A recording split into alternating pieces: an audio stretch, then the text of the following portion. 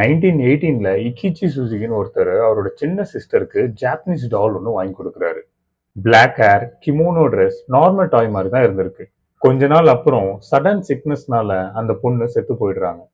Family அந்த டாலை அந்த பொண்ணோட நினைவுக்காக அவங்க வீட்லயே வச்சிருக்காங்க. அப்பதான் வியர்ட் திங்ஸ் ஸ்டார்ட் ஆகுது. அந்த டாலோட ஹேர் ஸ்லோவா க்ரோ ஆகுது. கட் பண்ணினா கொஞ்ச நாளுக்கு அப்புறம் திரும்பவும் க்ரோ ஆகுது. ஃபேமிலி ரொம்ப ஷாக் ஆகுறாங்க. ப்ரீஸ்ட் வீட்டுக்கு வர வச்சு செக் பண்ண சொல்றாங்க. ஹேரும் செக் பண்றாங்க. ரிசல்ட், அது ஹியூமன் ஹேர். இப்போ அந்த டால் ஜப்பான்ல ஒரு டெம்பிள்ல இருக்கு. ஹேரை ரெகுலரா கட் பண்ணிட்டு இருக்காங்க. இதுல இன்னும் ஸ்கேரி பார்ட் என்னன்னா, அந்த டாலோட மவுத்ல டீத் ஃபார்ம் ஆகுதுன்னு டெம்பிள் ரெக்கார்ட் சொல்லுது. சயின்ஸ் எக்ஸ்பிளனேஷன் இல்லை, ஆனா ரெக்கார்ட்ஸ் இருக்கு, விட்னஸும் இருக்காங்க. இப்போ கொஸ்டின் சிம்பிள் தான். ஒரு டாய்க்கு லைஃப் வருமா, இல்ல அந்த சோல் இன்னும் லீவ் ஆகலையா? இந்த மாதிரி வீடியோஸ் உங்களுக்கு டெய்லி வேணும்னா என்னோட சேனலை சப்ஸ்கிரைப் பண்ணுங்க. I'll see you tomorrow in the next video. Bye bye.